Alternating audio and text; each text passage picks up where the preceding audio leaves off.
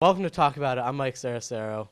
And I'm Dan Torres. We're here with Mr. Needon's Exploratory Issues Class 1A here at the high school. And we're going to talk a lot about human nature and whether or not people are naturally good or naturally evil. This is Talk About It.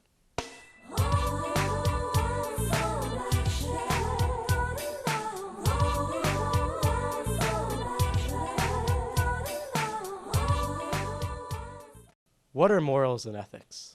Morals are personal beliefs, and I think ethics are more what society wants us to believe and what they approve of.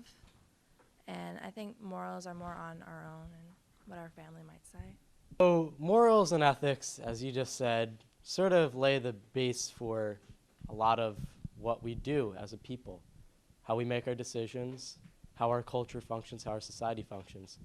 But there are a few schools of thought where we talk about whether or not people are good or people are evil. And one of them is John Locke, and he talks about people having a blank slate, meaning that they're inherently good, and that society comes in and interjects its own beliefs and its own ethics to make people evil. So does anybody agree with that or disagree with that?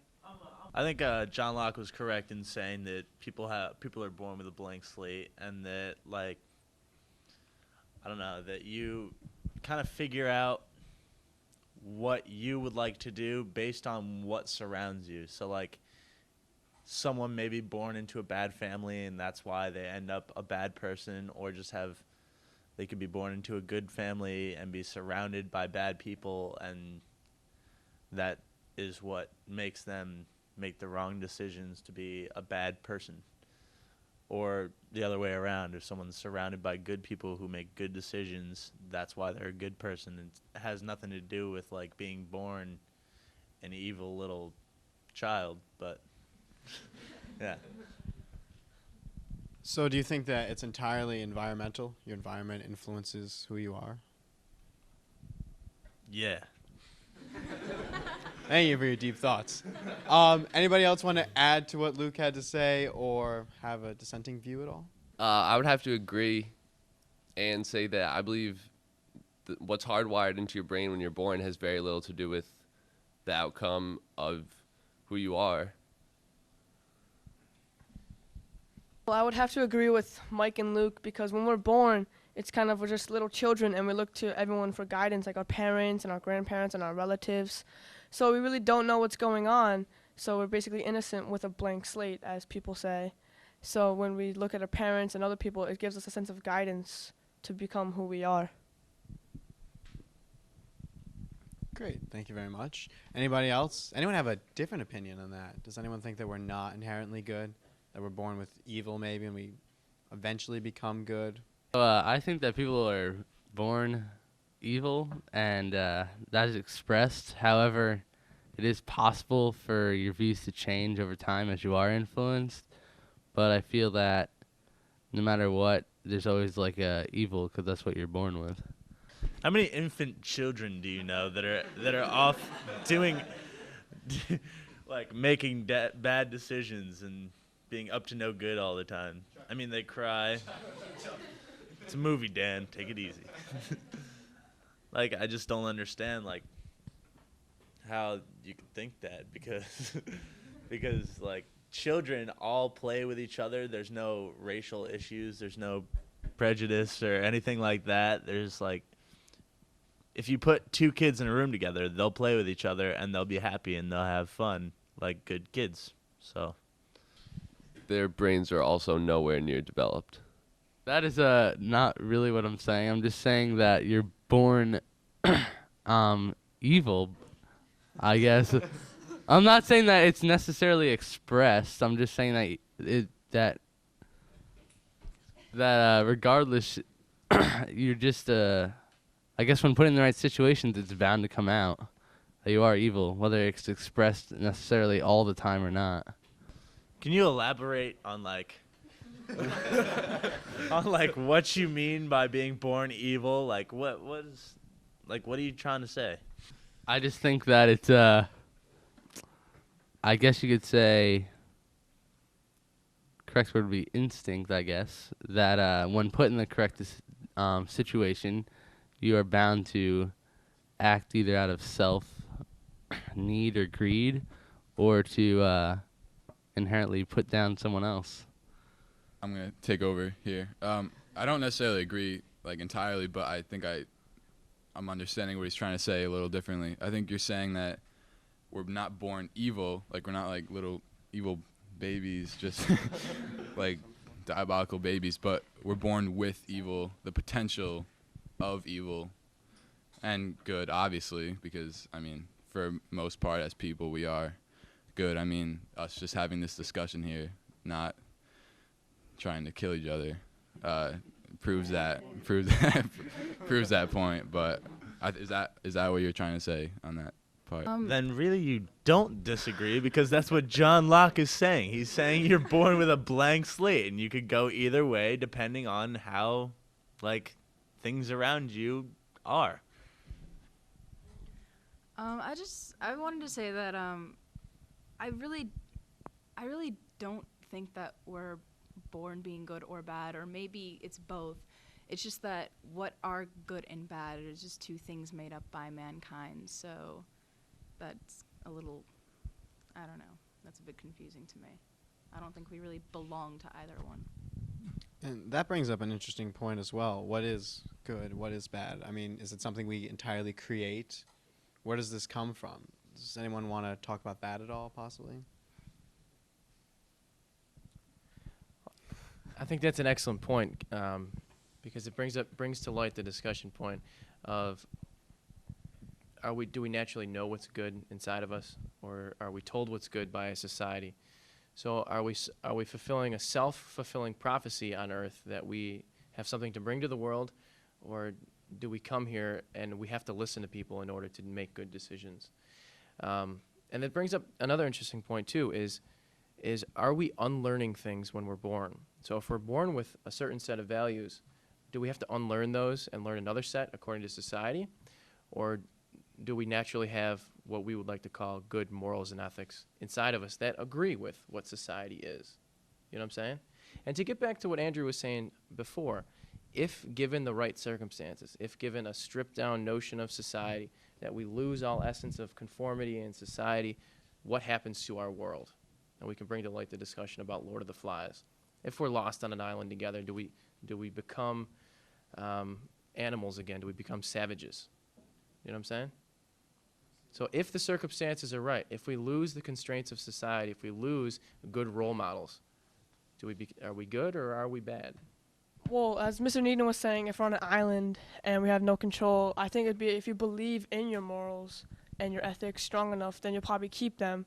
But if you only have them because of society, then you'll probably break down and become something. It's all about how much you believe in your morals and in your ethics. I think I'm just going to address the do we know what good and bad is? And I would say, of course, because you're going to, I mean, it's not, you can't create your own sense of good. I mean, it's just the definition of good and the definition of bad. It's just what it is. And if you create some weapon to destroy the earth, I mean, that's bad. It's not helping the advancement of people or doing good for people. So it can't be good. I mean, that's just how it is. I disagree. I think. Oh, I'm wrong. Okay, well, there it is. No, I think people definitely create their ideas of good and bad and good and evil, and I think some people take environmentalists. I'm not one per se. I'm not against the environment, but people who are vegetarians or environmentalists think it's totally wrong and evil to kill animals and use them for food. They think you could just as easily eat plants, which aren't going to scream when you pull them out of the ground. But, people like myself, I think it's perfectly okay for an animal to die for me to get food, because that's I'm hungry.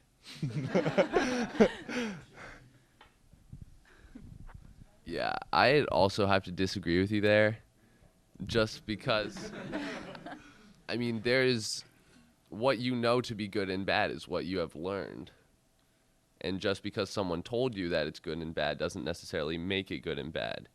Just like there's no such thing as truth, but there's general truth in which we accept what is generally accepted in society. So it's a learned behavior of what is good and bad or what is true and not true.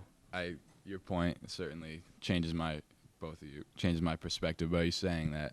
I mean, there has to be some point where you have to agree. I mean, like, are you saying that if someone, did something to harm humans or just everybody, would you and someone told you that it was a good thing, would you agree with, would you, I mean, then that's when it goes down to your basic morals of knowing what is right and what is wrong. Well, if you asked me, do I think it's good to kill a person, I would say no. That would be a bad thing. But that's because I've accepted the consequences of a death in society and the death of a human to be bad. If someone believed that killing a human would, say, advance the rest of humanity, then it would be good. Clearly, most of society doesn't believe that. But there's no clear-cut facts that you can provide to say killing is bad. I just wanted to add something that people tend to think that we're superior to every other life form that exists on this planet, and I think that's funny because people like to believe, oh, just because we talk and walk and we do all of these things, I like to ask myself a lot of the time, how do we know we're here for something, or how do we know we're here for good or for bad? How do we know all of that, and where do we get these ideas from? I'm one of the people who thinks that humankind is far superior to any other species of animal. The way we've developed society and all of our inventions, our architecture, our culture, everything that we do, speaking, verbal communication, everything like that makes us superior to other species. There's no other animal on the face of this earth that has done this or that we know is capable of that, except maybe dolphins. There's some debate to that, but so far we're on top. Yeah, how you were saying that, how do we know that we are superior and stuff? It's basically survival of the fittest. Like, we are surviving, we're superior, and there's still other animals on this world that are slowly depleting and becoming extinct because they don't have the resources and technology that we do to survive. So basically that just kind of shows how we are superior. I would actually have to agree with Darlene here, and I think you're kind of missing the point of her statement. It's not that on this planet are we the superior race. It's how do we know somewhere. No one said anything about race. Well, I'm so sorry. Superior species. I didn't mean race. The superior species. And Luke, you talked about the advances that humanity has made, which of course are astronomical, of course, and there's no denying that, but there's no way to tell that there isn't another species out there who is progressing at twice our rate. I just wanted to comment on Justin's. It is survival of the fittest, and that's what we're all raised to be, just to survive. But are other species not surviving, not because they are not the fittest, but because we're destroying what makes them live? The environment, it's going away. We're destroying it for our means, and we're destroying certain homes and habitats of certain animals, and also in the North Pole and the polar bears, and also the pollution that we're causing. And I don't know, is it if we didn't do that, would they out-survive us, or would they be more fit than us? Then they could advance further than we could. I agree with her because they are only dying off because of our technology, and technically we're killing our environment, not making it better. And if we were to strip away all our technology and everything and be put in the wild, do you think we'd still be superior to the other animals? I'd have to agree. However, technically we are the superior species because of our larger brains, I guess you could say, than which is the truth because we're more intellectual than other species. That allows us to advance technology and I should say make us the dominant species. I think if we were put in the wild, like we would flourish just the same. It would take us a while to get back to where we are today, but we would once again develop society. You know, we would have the Neolithic revolution. We would keep our animals in one spot and then like grow them and grow crops and then eat them, and we would flourish as a species like we always have. It would take us a while to get back because it took us a while to get here, but I think that when push comes to shove, we're just smarter than every other animal on the planet. I agree with Luke. I think that we would just adapt if we were put in that situation because it's been done before. People get lost in the wilderness all the time, and they find ways to survive. So, yeah, they may not be, like, civilized like we are, but I still think we'd come out on top. I think our development would actually be exponentially faster than it was in the beginning in the Neolithic Revolution. If you look at throughout history how we have evolved, it's been exponential. Our technology and our way of life has increased phenomenally that if put in a primitive situation, we would be able to make developments faster than we ever have before and get not only back to where we were, but farther than that, faster. I don't really like get this whole surviving of the fittest. I think like back to good and bad. I think we're just selfish. We want what we want. We'll get what we want. We'll grow crops. We'll like get better, and it's just like about like what humans want. We want this. We're gonna make it. We're gonna get it. I think we're just all selfish. It doesn't really matter. I don't think we're really selfish, but I think we're just kind of trying to survive like everything else. And I mean, we might we just want to survive and we want to be here, and I don't know if you can call that selfish, but I guess it might, in some sense, it might be considered selfish by our society means. We talked a lot about anthropocentrism, which means that we believe that humans are a superior race, that everything in the world revolves around humans. Some people had dissenting viewpoints, other people were in favor of it. And the one question that I would have to ask is, how do you quantify intelligence? How would you quantify, and how would you prove that we are the smartest species on the planet? I would contend that whales are probably just as intelligent as we are, and they have a brain that's probably about 1,400 times the size of our brain. They communicate, they have society, they know how to rear their young, and they, take environmental clues and they propagate their species. So I would say that they're probably on par with the intelligence of humans. I think that because of our opposable thumbs and because of some sort of perceived entitlement, we've been able to utilize the Earth's resources to make technology and make ourselves the superior species. One thing that people talked about was if we are put into a primitive situation as just humans, as just another animal, without any type of technology, if we were to survive, I don't think so. We'd probably be the first ones to go because we're not as advanced. We haven't developed the same type of muscles and skeletal systems that would prevent us from being consumed by other animals and other competitors. So that's just one thing to think about. Now, one thing that I would like to touch on is a question about ideology. A lot of people talked about whether or not killing is good or bad. And one thing that I'd like to talk about dealing with ideology is religion. One thing that we're engaged in right now is a war on terror. It's a war based on ideology, and it's a war based on two religions, the Catholic, Protestant, white Anglo-Saxon, and the Muslim Islamic religion. The Muslim Islamic religion, in its most extreme examples, condones killing for the advancement of their religion. And you could argue the same point for Catholicism as well during the Crusades. So using that as the foray into our next question, what do you think the most important moderating force is in our current society? Is it religion? Is it parents? Is it our culture?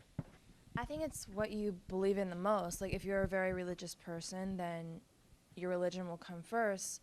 But some people aren't religious, or they're atheists. Yeah, there we go. And they don't believe in anything.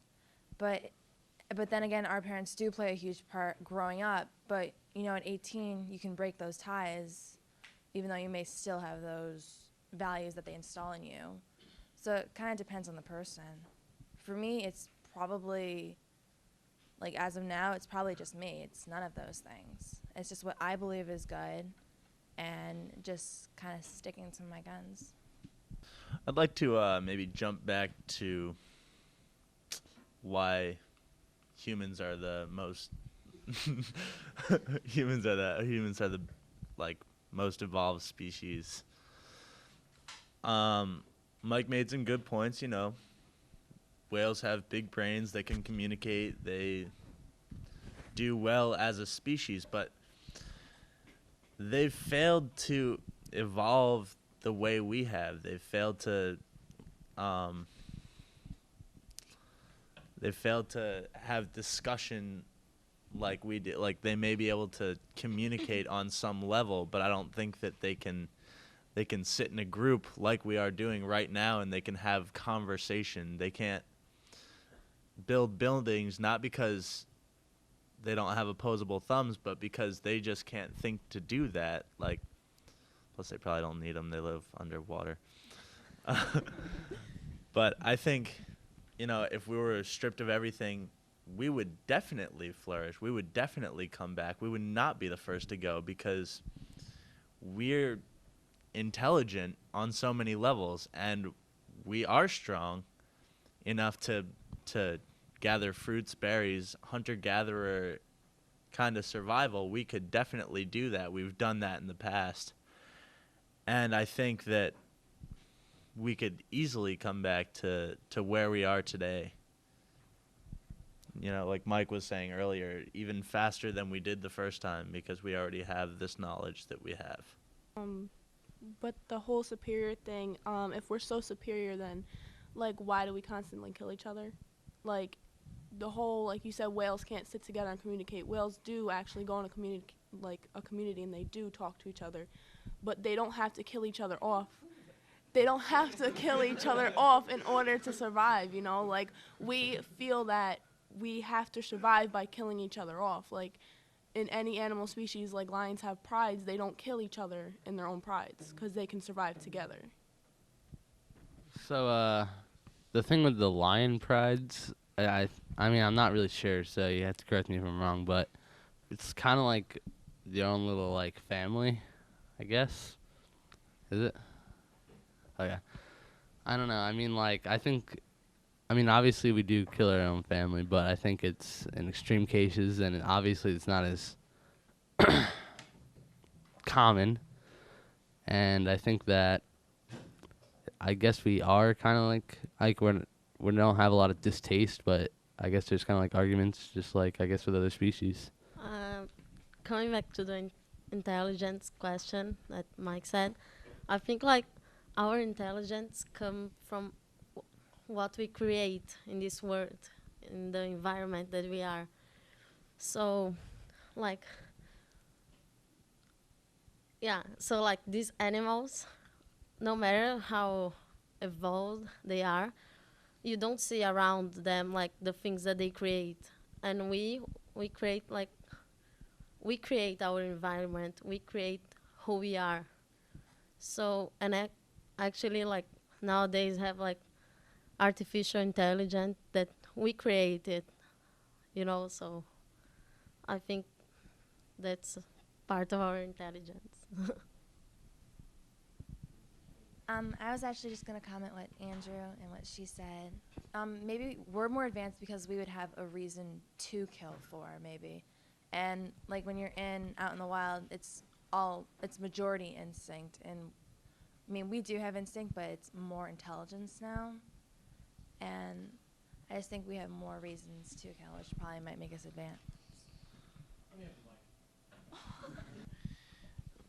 I just want to clarify too. We've discussed a lot about sort of superiority of species. However, the question was proposed before by Rachel about does killing make us a superior species on the planet? And I would argue no. There is no other species on our planet that kills each other at a rate like we do as human beings.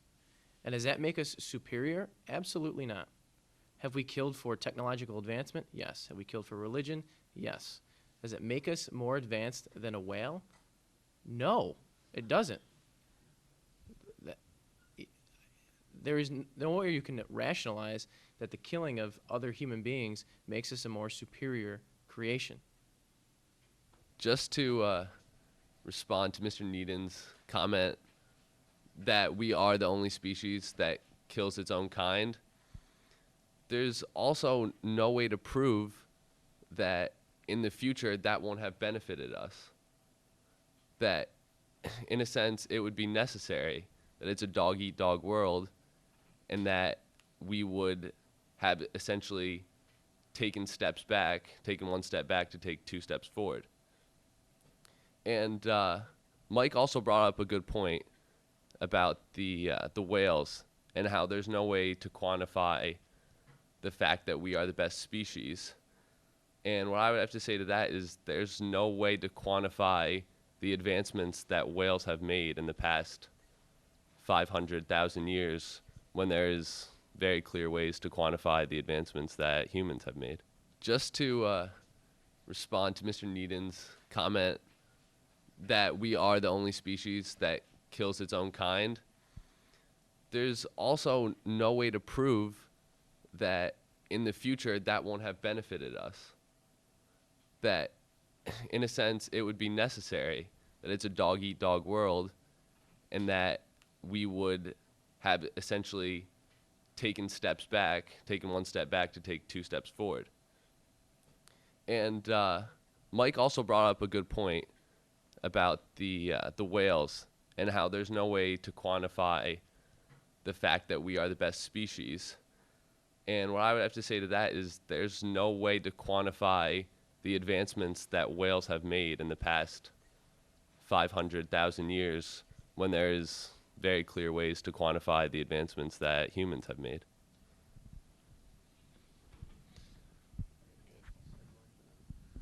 Thank you all very much today. I think you all made great points. Again, we'd like to thank Mr. Needon for letting us in his exploratory issues class. And for those of you at home who wonder what class we're supposed to be in when we're running around, this is actually it. I'm Dan Torres. And I'm Mike Saracero, and this has been Talk About It.